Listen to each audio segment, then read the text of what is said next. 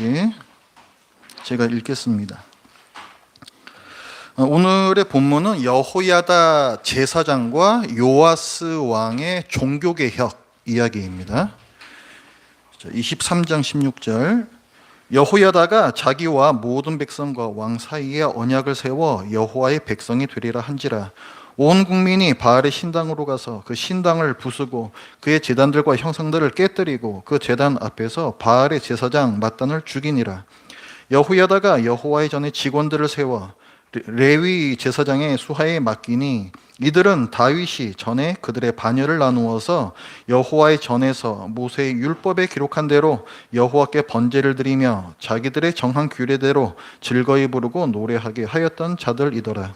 또 문지기를 여호와의 전 여러 문에 두어 무슨 일에든지 부정한 모든 자는 들어오지 못하게 하고 백부장들과 존귀한 자들과 백성의 방백들과 그 땅의 모든 백성을 거느리고 왕을 인도하여 여호와의 전에서 내려와 윗문으로부터 왕궁에 이르러 왕을 나라 보좌에 앉히매 그 땅의 모든 백성이 즐거워하고 성중이 평온하더라. 아달랴를 무리가 칼로 죽였었더라. 요아스가 왕위에 오를 때에 나이가 7세라. 예루살렘에서 40년 동안 다스리니라. 그의 어머니의 이름은 시비아요 브엘세바 사람이더라. 제사장 여호야다가 세상에 사는 모든 날에 요아스가 여호와 보시기에 정직하게 행하였으며 여호야다가 그를 두 아내에게 장가들게 하였더니 자녀를 낳았더라. 그 후에 요아스가 여호와의 전을 보수할 뜻을 두고 제사장들과 레위 사람들을 모으고 그들에게 이르되 너희는 유다 여러 성읍에 가서 모든 이스라엘에게 해마다 너희의 하나님의 전을 수리할 돈을 거두되 그 일을 빨리 하라 하였으나 레위 사람이 빨리 하지 아니한지라. 왕이 대제사장 여호야다를 불러 이르되 네가 어찌하여 레위 사람들을 시켜서 여호와의 종 모세와 이스라엘의 회중이 성막을 위하여 정한 세를 유다와 예루살렘에서 거두게 하지 아니하였느냐 하니 이는 그 악한 여인 아달랴의 아들들이 하나님의 전을 파괴하고 또 여호와의 전의 모든 성물들을 바알들을 위하여 사용하였음이었더라. 이에 왕이 말하여 한 궤를 만들어 여호와의 전 문 밖에 두게 하고 유다와 예루살렘에 공포하여 하나님의 종 모세가 광야에서 이스라엘에게 정한 세를 여호와께 드리라 하였더니 모든 방백들과 백성들이 기뻐하여 마치기까지 돈을 가져다가 궤에 던지니라. 레위 사람들이 언제든지 궤를 메고 왕의 관리에게 가지고 가서 돈이 많은 것을 보이면 왕의 서기관과 대제사장에게 속한 관원이 와서 그 궤를 쏟고 다시 그곳에 가져다 두었더라. 때때로 이렇게 하여 돈을 많이 거두매 왕과 여호야다가 그 돈을 여호와의 전 감독자에게 주어 석수와 목수를 고용하여 여호와의 전을 보수하며 또 철공과 노쇠공을 고용하여 여호와의 전을 수리하게 하였더니 기술자들이 맡아서 수리하는 공사가 점점 진척되므로 하나님의 전을 이전 모양대로 견고하게 하니라. 공사를 마친 후에 그 남은 돈을 왕과 여호야다 앞으로 가져왔으므로 그것으로 여호와의 전에 쓸 그릇을 만들었으니 곧 섬겨 제사 드리는 그릇이며 또 숟가락과 금은 그릇들이라. 여호야다가 세상에 사는 모든 날에 여호와의 전에 항상 번제를 드렸더라. 여호야다가 나이가 많고 늙어서 죽으니 죽을 때에 130세라. 무리가 다윗성 여러 왕의 묘실 중에 장사하였으니 이는 그가 이스라엘과 하나님과 그의 성전에 대하여 선을 행하였음이더라. 아멘. 지난 주일에 우리는 남유다의 여호사밧 왕에 대해서 봤습니다. 여호사밧이 처음에는 다윗의 길로 행했다. 그러니까 율법의 길로 행하는 하나님께서 보시기에 선한 왕이었지만 하나님의 은혜로 나라가 강성하게 되자 북이스라엘과 결혼동맹을 하면서 나라의 평화를 이루려는 자기 꾀에 의지하는 교만에 빠졌습니다. 그 결과 북이스라엘의 가장 악한 왕 아합과 가장 악한 왕비 이세벨의 딸 아달랴가 며느리로 들어오게 되죠. 그리고 남유다 온 백성을 바알 우상 숭배에 빠뜨렸습니다. 아달랴의 악행은 여기서 그치지 않고 왕의 후손들을 모두 죽이고 스스로 왕이 되기까지 이릅니다. 그러니까 여호사밧 왕이 자기 꾀 결혼동맹으로 나라의 평화를 이루겠다 했던 자기 꾀가 자기 집안은 물론이고 자기 백성들과 또 하나님께서 다윗과 맺으신 언약까지도 위협하는 결과를 가져온 것입니다. 그러나 하나님께서 다윗 왕조를 영원히 견고히 하시리라라는 언약을 기억하셔서 은혜를 주세요. 아달랴가 다윗 왕족을 멸절시키던 그 끔찍한 날에 한 아기가 살아남습니다. 이 아기 왕자의 이름이 요아스입니다. 제가 지난주에 요시아라고 잘못 말씀드렸어요. 요아스입니다. 이 요아스의 고모가 갓난아기 요아스를 몰래 숨겨서 죽음을 면합니다.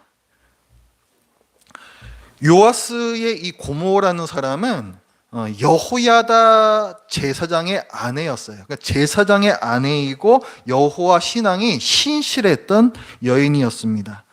여호야다 제사장은 자기 조카가 되는 거죠. 그러니까 자기가 고모부가 되는 거고 이제 조카가 되는 거예요. 요아스가. 그래서 자기 조카 요아스를 성전에 숨겨서 양육합니다. 성전은 아달랴를 피해서 요아스를 기르기에 아주 적합한 장소였어요. 왜냐하면 왕이라 할지라도 함부로 성전에 들어올 수가 없습니다. 그리고 아달랴는 바알을 열심히 섬기는 사람이었기 때문에 여호와의 성전에는 관심이 없었어요.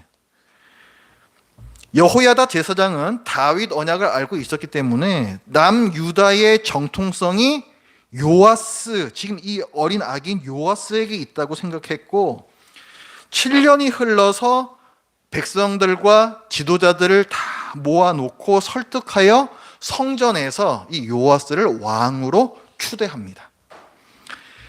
성전에 백성을 모아놓고 요아스를 왕으로 세웠을 때 백성들의 함성과 또 악기 연주 소리 이런 것들을 아달랴가 듣고 달려와요. 그 아달랴를 죽입니다.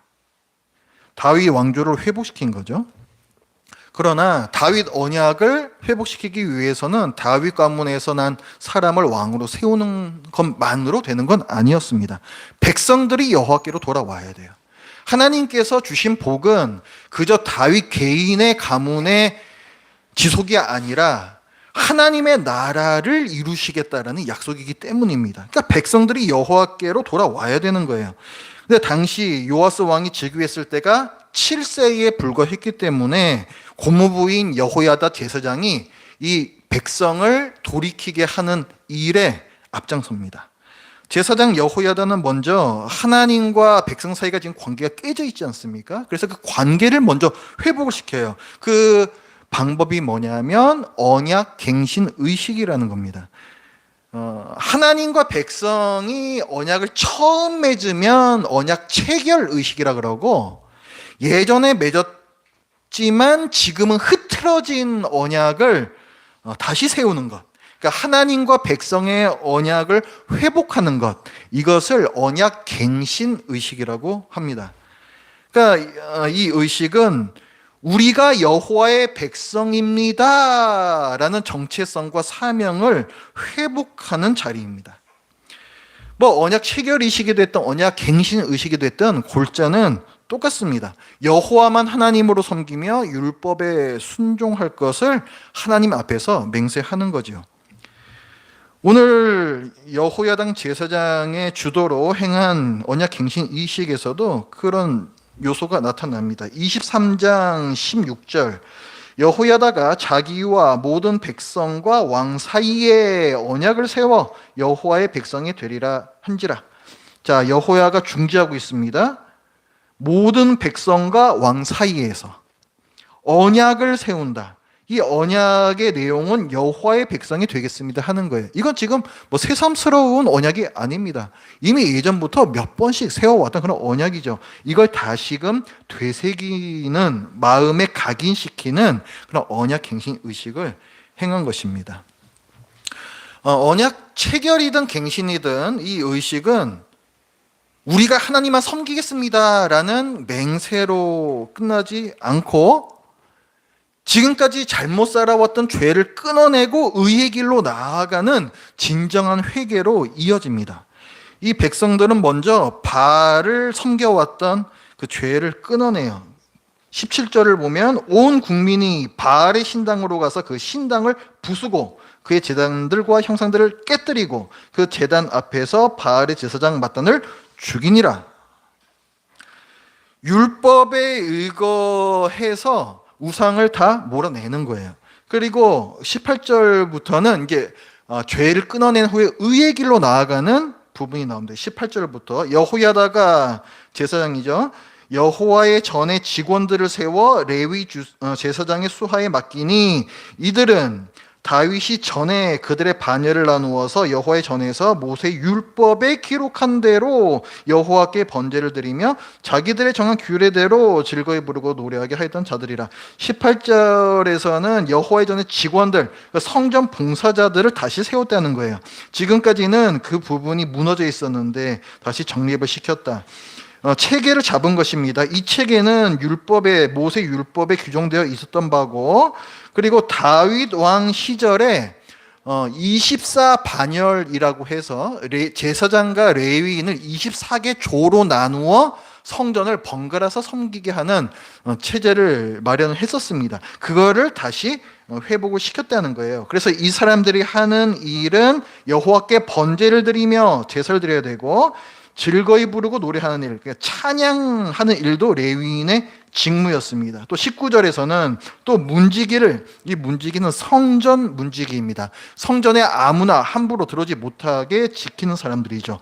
이것도 레위인입니다. 문지기를 여호와의 전 여러 문에 두어 무슨 일에든지 부정한 모든 자는 들어오지 못하게 하고 성전을 거룩한 공간으로서 구별했다는 거예요. 이렇게 남유다가 하나님 앞에서 정결케 됨으로써 다윗 언약이 회복되었고, 그 결과 온 나라에 하나님께서 주신 기쁨과 평화가 넘쳐납니다. 21절, 그 땅의 모든 백성이 즐거워하고 성중이 평온하더라. 아달랴를 무리가 칼로 죽였었더라. 자, 이후에도 여호야다 제사장은 요아스 왕에게 선한 영향력을 끼칩니다. 요아스 왕이 결혼할 때에도 그 요아스의 조상 여호사밧 왕이 범했던 실수를 범하지 않도록 잘 지도를 해요. 그러니까 그 우상을 숭배하는 아달랴를 며느리로 드리는 그 잘못된 일이 있었잖아요. 그 죄를 범하지 않도록 합니다. 24장 3절에 보면 여호야다가 요아스를 두 아내에게 장가들게 하였다라고 했어요. 그러니까 여호야다가 이제 주선을 한 거죠. 그런데 이 아내로 들어온 사람들이 어떤 사람이었냐면은 그 뒤에 25장 1절에서 보시면은 요아스 왕의 아들이 아마샤거든요. 그러니까 아마샤의 어머니는 그러면은 요아스의 아내가 되겠죠. 거기에 대해서 소개를 합니다. 아마샤가 왕에 오를 때 하면서 뒤에 보면 그의 어머니의 이름은 즉 요아스의 아내의 이름은 여호앗단이요 예루살렘 사람이더라. 유다 안에서 아내를 데려온 거죠. 그러니까 다른 나라에서 데려오지 않은 거예요. 순혈을 강조하는 겁니다. 이제 믿음의 가정을 이루도록 한 거죠. 이 요아스 왕이 장성해서는 이제 자기가 주도적으로 선한 일을 행해요. 그 24장 4절부터 보면은 그 후에, 그러니까 결혼한 후에 요아스가 여호와의 성전을 보수할 뜻을 두고 하면서 요아스 왕이 행한 일이 나옵니다. 아달랴 왕이 있었잖아요. 그 자기 자손들 다 죽이고 스스로 왕이 된 그 악한 며느리, 그 아달랴 왕 때에 여호와의 성전을 방치하고, 또 이 아달랴의 그 아들들은 성전 안에 있던 금과 은으로 만든 많은 그 제사 그릇들이 있었습니다. 그 성전의 기물이라고 부르는데 그걸 다 그냥 빼다가 지 멋대로 딴 데다가 다 사용을 했어요. 그러니까 완전 성전이 엉망이 되어버렸습니다. 그래서 요아스 왕이 이 성전을 보수하기 위해서 많은 노력을 해요. 모세 율법에서 정한 바에 따라서 성전세를 먼저 걷습니다. 백성들이 뭐 1년에 얼마씩 내야 된다라는 걸 모세가 율법으로 받았어요. 그래서 그 정해져 내려오던 게 있었는데 다 이제 무너진 그 성전세를 다시 회복을 합니다. 그러면서 이제 성전을 보수하고 성전 예배를 회복시킨 아주 중요한 일을 요아스가 주도적으로 했습니다. 이렇게 요아스 왕이 하나님께 순종하며 신실하게 살았는데 역대기는 이것이 여호야다 제사장이 선한 영향력을 끼친 결과라고 기록하고 있습니다. 24장 2절에 제사장 여호야다가 세상에 사는 모든 날에 요아스가 여호와 보시기에 정직하게 행하였으며, 조건이 하나 붙어 있죠. 그렇죠? 14절에서도 비슷한 얘기를 해요. 거기 이제 그 청정 기물들을 다시 회복했다 얘기하면서 뒷부분에 여호야다가 세상에 사는 모든 날에 여호와의 전에 항상 번제를 드렸더라. 제사도 예배도 잘 드렸다라고 얘기하고 있습니다. 그런데 지금 방금 읽은 2절과 14절은 불안한 복선을 깔고 있어요. 여호야다 제사장이 살고 있는 동안에. 그럼 여호야다 제사장이 죽은 후에는 어떻게 됐어?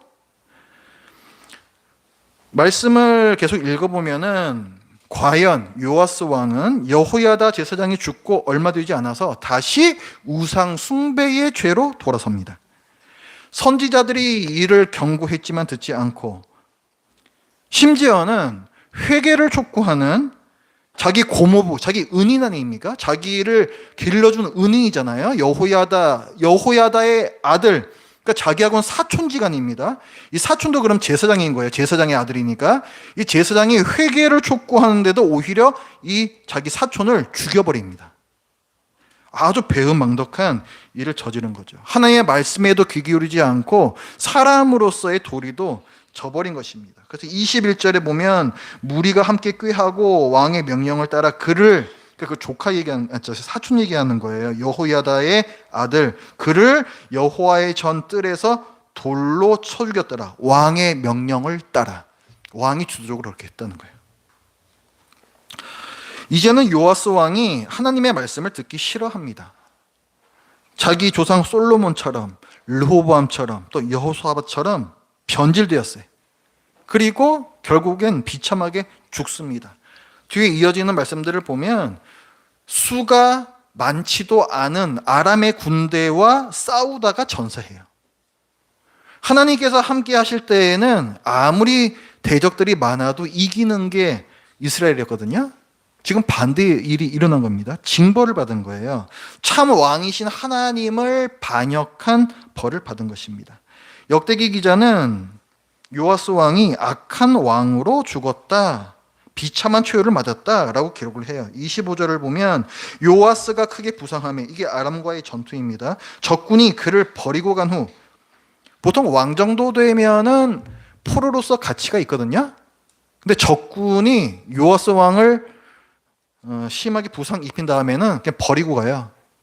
적군에게도 쓸모없는 존재가 되어버렸습니다.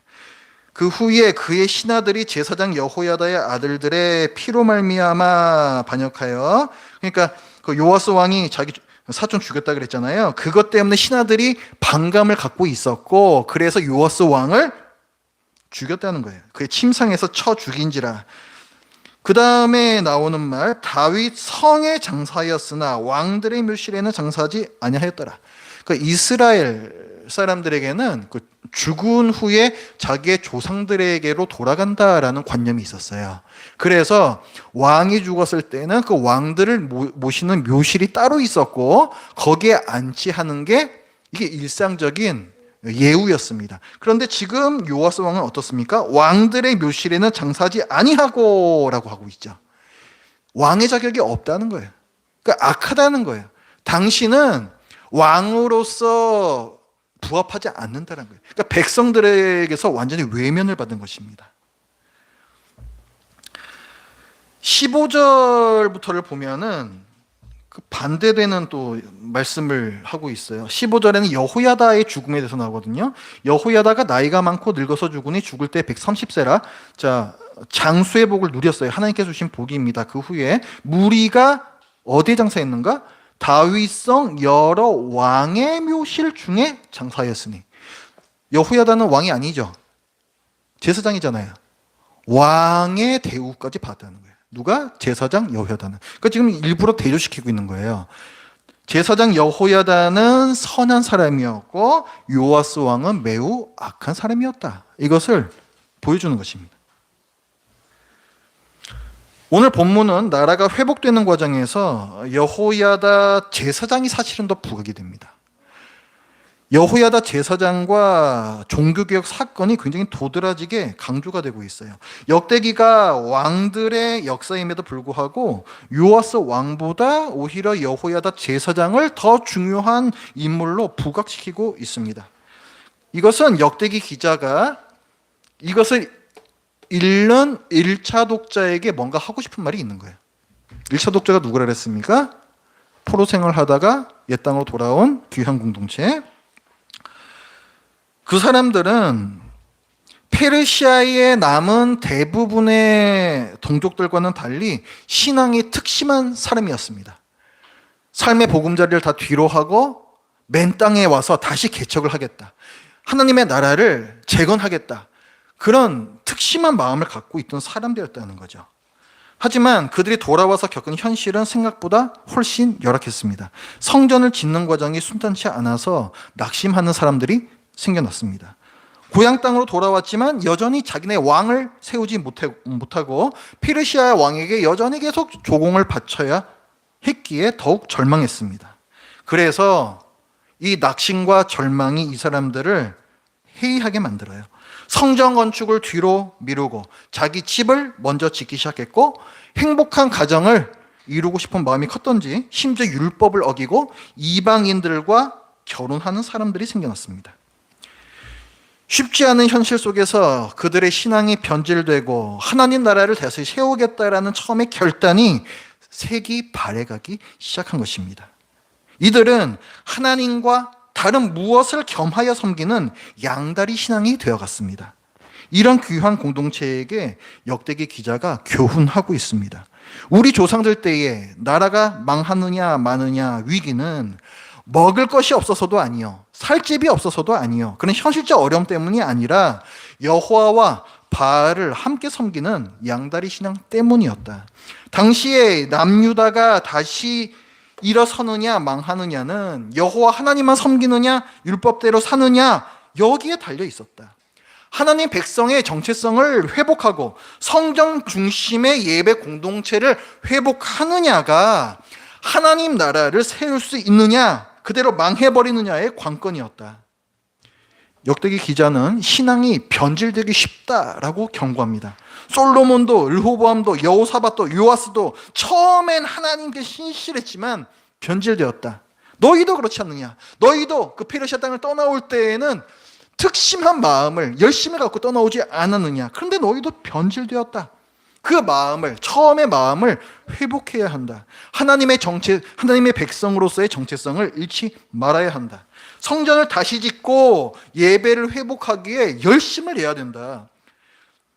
제사장 여호야다가 이리도 중요했던 것처럼 지금 너희 중에 있는 제사장과 레위인들도 정신을 바짝 차리고 백성에게 율법을 가르쳐야 하고 백성은 그들에게 열심히 배워야 한다. 우리에게 지금 필요한 것은 우리 왕을 지금 세우는 그게 중요한 게 아니라 왕 있어봐야 요아스 왕이 있어봐야 이 모양이지 않았느냐 그게 중요한 게 아니라 순수한 신앙을 회복하는 것이 중요하다. 참 왕이신 하나님께 충성을 다하는 신앙을 회복해야 한다. 말씀을 열심히 가르치고 배우는 열정, 죄를 끊어내고 말씀대로 살려는 굳은 의지가 중요하다. 지금은 하나님 백성의 정체성을 다시 굳건히 하는 언약 갱신이 필요하다라고 얘기하는 것입니다. 역대기 기자의 이 절절한 가르침은 오늘날 우리에게도 적실합니다. 우리 신앙은 많이 변질되어 있어요.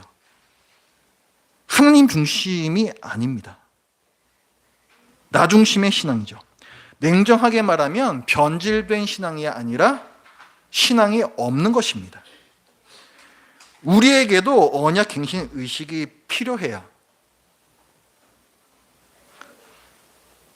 언약 갱신 의식을 어떻게 하면 될까요?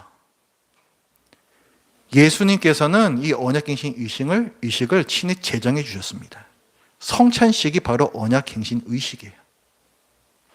우리가 지금 2주마다 한 번씩 하고 있잖아요. 그 성찬식이 언약 갱신 의식입니다. 성찬식은 혼탁한 세상을 살면서 하나님과 백성의 이 언약을 자꾸 잊어버리는 우리를 위해서 우리 주님께서 제정하신 의식이에요. 그래서 성찬식에 올바로 참여해야 됩니다. 성찬식의 본질은 언약갱신 의식의 본질과 같습니다. 우리가 왕의 백성이라는 정체성을 재확인하고 왕의 명령을 이행할 것을 재다짐하는 거죠. 그러니까 정체성과 사명을 재확인, 재다짐하는 자리가 바로 성찬식입니다. 그래서 성찬식이 그저 예식으로 끝나서는 안 됩니다. 요아스 왕 때처럼 우상을 때려 부수고 성전을 회복하는 행동이 이어져야 돼요. 그것이 성찬식을 올바로 하는 것입니다. 신약 시대에는 교회 공동체 그리고 우리 신자 개개인이 성령님께서 거하시는 성전인데, 이 성전은 하나님과 우상을 겸하여 섬기는 성전이 될 수는 없다라고 사도 바울은 얘기하고 있습니다. 교회도 마찬가지고 개인도 마찬가지고, 하나님께서 살리시느냐 죽이시느냐 하는 것은 우상을 부수었느냐, 하나님께서 왕으로 좌정하신 성전이냐에 달려 있습니다. 우리는 여기저기 무너진 성전, 우리 자신을 보수해야 됩니다. 요아스 왕 때의 성전 회복은 우리가 아까 읽어봤죠? 어떤 일을 행했습니까? 딴 일을 하고 있던 제사장과 레위인을 제 위치에 세워 율법에 따라 해야 할 일을 하게 하고, 성전에서 제사하는 데 사용하라고 만들라고 하셨던 그 성전의 기물들을 다시금 회복하여 매일의 번제에 사용하는 일을 포함을 했습니다. 지금은 우리가 성전이라고 할 때 그럼 우리에게 필요한 것은 무엇입니까? 여러분에게 하라고 하신 일을 하셔야 되는 것이고, 그 일을 위해서 맡기신 시간과 돈을 본래 목적에 사용하셔야 하는 것입니다. 우리가 핑계를 대지 말아야 합니다. 이 시대를 사는 우리가 지난 시대를 살았던 이스라엘보다 더 바쁘고 힘들다고, 그래서 말씀대로 살 수 없다고 스스로를 합리화시키고 하나님을 설득하려고 해서는 안 됩니다. 역대기 말씀을 처음 들었던 이 귀한 공동체는 맨 땅에서 자기 집도 못 짓고 성전을 짓고 있는 사람들이었고, 한 손에는 무기를 잡고 한 손에는 곡괭이를 들고 일을 했던 사람들입니다. 심지어 밤에도 번갈아 자면서 경계를 늦추지 않았던 사람들이었죠. 우리 중 그 누구도 이 사람들보다 더 바쁘고 더 힘들게 살지 않습니다. 하나님께서 이런 귀한 공동체에게 성전의 회복을 요구하셨다면 우리가 바쁘고 힘들다면서 피할 구멍은 없습니다. 각자의 의지에 달려 있는 것이죠. 스케줄을 조정하시고 지출을 조정하시기 바랍니다. 성전의 목적에 맞게 사용하라고 주신 금은 그릇들, 성전인 여러분에게 맡기신 시간과 돈을 그 목적에 맞게 하나님과 이웃을 섬기는 데에 사용하시기 바랍니다. 또한 말씀을 읽고 배우기에 힘쓰십시오. 언약갱신 일시에서 가장 중요한 것은 말씀의 회복입니다. 오늘 사건에서도 보았듯이 요아스 왕의 삶과 더 나아가 죽음까지 결정한 것은 말씀의 영향력 아래에 있었느냐 아니었느냐였습니다. 요즘 어디 가정 예배, 큐티 열심히 하고 계십니까? 매일 말씀을 가까이 하고 계십니까? 말씀 없이 하루를 보내고 있다면 내 힘과 지혜로 오늘을 살아낼 수 있다라는 교만에 사로잡힌 것입니다. 요아스 왕과 똑같이 된 것입니다. 18세기의 미국의 대표적인 신학자였던 조나단 에드워즈가 참 신자의 증거들에 대해서 쓴 책이 있습니다. 거기 보면은 그 참 신자의 증거들 중에 하나가 하나님의 말씀을 더 알고 싶어 하는 강렬한 열망, 말씀을 가까이 하려는 열망이라고 했습니다. 성경에도 그런 예가 나옵니다. 빌리 깁사가 광야에서 에티오피아 네시를 만나죠. 이 네시는 그 멀리서, 다른 나라예요 아예, 그 멀리에서 예루살렘까지 예배를 드리러 나왔고, 자기로 돌아가는 길에서도, 그 당시에 뭐 포장된 도로가 있었습니까? 지금처럼 자동차가 있었습니까? 그 말이 끄는 그 마차에 타고 그 흔들리는 마차 안에서 그 긴 시간을 가면서 얼마나 이 머리가 흔들리고 정신이 없었겠어요. 그런데 그 와중에도 성경을 읽으면서 도대체 이 말씀의 뜻이 무엇인가? 가르쳐줄 사람이 없어가지고 내가 참 답답하다. 그렇게 애타했던 사람이 바로 이 넷이었습니다. 참 신자에게서는 이런 모습이 보이는 거예요. 에티오피아 넷에 비하면 우리의 환경은 완벽합니다. 포장된 도로와 빠른 차와 가까운 교회, 하나님을 참 왕으로 아는 선한 왕이 율법 책의 등사본을 늘 곁에 두고 하루의 그 벅찬 일과를 소화해야 했듯이 우리도 마찬가지입니다. 하나님의 말씀을 늘 가까이 하고 매사에 말씀을 기준으로 판단하고 행동하시기 바랍니다. 그리고 왕년의 나에 속지 마시기 바랍니다. 요아스 왕의 젊은 시절의 열심은 소용이 없었습니다. 지금의 나가 나예요. 지금의 나가 나예요.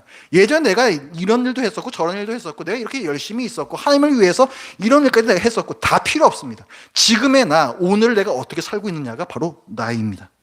과거의 그림자는 내가 아닌 그림자일 뿐이야. 오늘의 내가 어떻게 살고 있는지 민감하게 모니터링 하시기 바랍니다.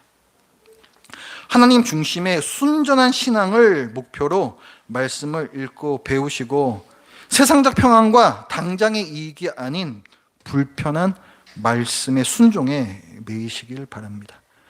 기도하겠습니다. 하나님 아버지, 오늘 요아스 왕과 제사장 여호야다를 보면서 이 나라가 왜 어려워졌는지, 또 한때 흥했을 때는 왜 또 이런 좋은 일이 있었는지를 보았습니다. 요아스 왕이 말씀의 아래에 있었을 때에는 요아스 왕 자신과 나라 전체가 평안과 또 기쁨이 넘쳤었고, 그러나 말씀에게서 멀어졌을 때 자신에게도 멸망이요 또 온 나라가 어려워지는 이 역사를 보았습니다. 하나님 아버지, 이제는 저희를 성전 삼아 주셨고 또 성전의 거룩함을 요구하시는 하나님의 명령을 저희들이 기억합니다. 하나님 아버지시여, 저희 자신을 되돌아보게 하여 주시옵소서. 제 안에는 과연 예수님께서 왕으로 저정하여 계신지, 아니면은 나 자신이 왕으로 앉아 있는지 정직하게 들여다보게 하여 주시옵소서.